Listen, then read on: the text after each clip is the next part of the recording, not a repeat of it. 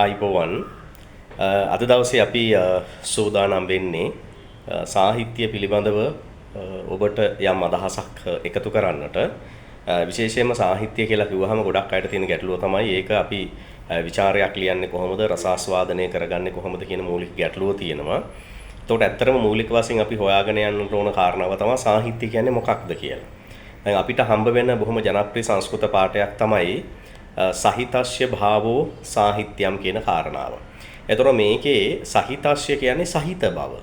එතකොට භාවෝ කියලා කියන්නේ භාවයන්. එහෙනම් භාවයන්ගෙන් සහිත වූයේ සාහිත්‍යයි කියලා කියනවා. මේක තව ටිකක් අපි සරල කරගත්තොත් භාවයන් කියලා කියන්නේ දුක, සතුට, වේදනාව, අප්පිරියාව, ආසාව මෙන්න මේ වගේ අපිට හිතකර අපි මනසින් බොහොම තෘප්තිමත් වන කාරණාවන් හෝ දුකටපත් වන කාරණාවන් වේදනාවටපත් වන කාරණාවන් යම් නිර්මාණයක් තුල එකතු වෙලා තියෙනවා නම් අපි ඒ බඳු නිර්මාණවලට සාහිත්‍ය කියලා කියනවා. එතකොට මේ සාහිත්‍ය ගත්තාම අපිට හම්බ වෙනවා පද්‍ය සාහිත්‍ය, ගද්‍ය සාහිත්‍ය, චම්පු සාහිත්‍ය කියලා වර්ග කීපයකට අපි වර්ග කරගන්න පුළුවන්.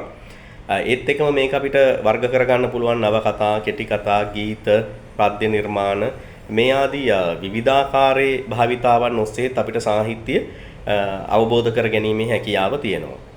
දැන් ගොඩක් අය හිතන දෙයක් තමයි අපිට සාහිත්‍ය කියන එක අපිට තේරෙන්නේ නැහැ. අපිට ਵਿਚාරය කරන්න තේරෙන්නේ නැහැ. ඕකනේ අදහස. නමුත් ඇත්තටම ගත්තාම ඕනෑම ලෝකවාසී අයෙක් විචාරකයෙක්.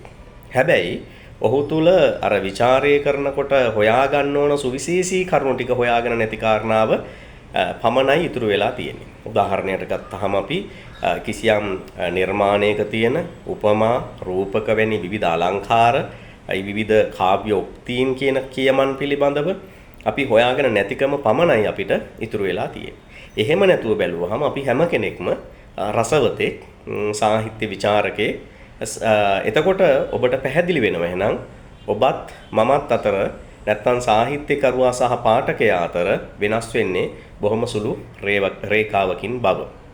එතකොට උදාහරණයකට මම මේ පොඩි ගැයුම ඔබට ඉදිරිපත් කරන්නම්. හැබැයි මේකේ කිසිම වචනාර්ථයක් ඔබ දන්නේ නැතුව ඇති. හැබැයි ඔබට මට හරි අපූර්වට මේක රස විඳින්න පුළුවන්. මේ බලමු අපි අහලා.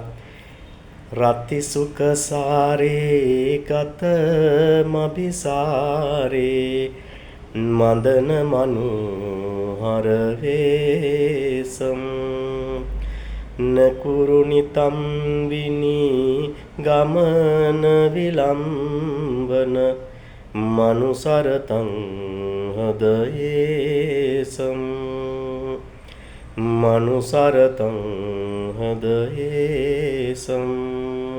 එතකොට දැන් මේක ඔබට ඇහෙනකොට යම් රසයක් දැනෙනවනේ. හැබැයි මේක කිසිම වචනාර්ථයක් පිළිබඳව අපි හොයන්නේ නැහැ කියලා හිතමු. හැබැයි අපිට රස විඳින්න පුළුවන්. ඒ හොඳම කාරණාව තමයි අපි සමහරට ද්‍රවිඩ ගීතයක්, හින්දි ගීතයක්, ඉංග්‍රීසි ගීතයක් අපි රස විඳිනවා.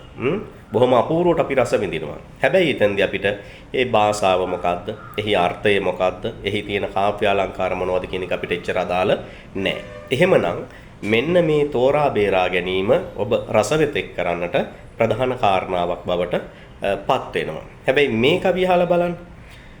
තුනු සිරියෙන් පසු කර සිරි ලන්දු මා කෙරෙහිම නීති ප්‍රේමය රැඳු. දැන් එහෙම එකක් ගත්තාම අපි ඒකේ රිද්මයක් දන්නවා. එහෙම නැත්නම් තාලයක් දන්නවා. සමහර විට අපිට ඒකේ පද ටිකේ අර්ථයත් අපිට තෝරා බේරා ගන්න පුළුවන්. ඒතර මෙන්න මේ විදිහට අපිට තේරෙන නොතේරෙන හැම එකක් ඇතුළෙම ඔබට මට රසවතෙක් වෙන්නට පුළුවන් නම් එහි ඇති රසය අපිට හොයා ගන්නවා කියන එක ඊටාම පහසු කාරණාවක් වෙනවා. එහෙමනම් අපි තව දවසක හම්බෙමු සාහිත්‍ය රසයෙන් ඔබත් මමත් සොයා යා යුතු ඒ ඉම කුමක්ද කියා සොයා යාම සඳහා.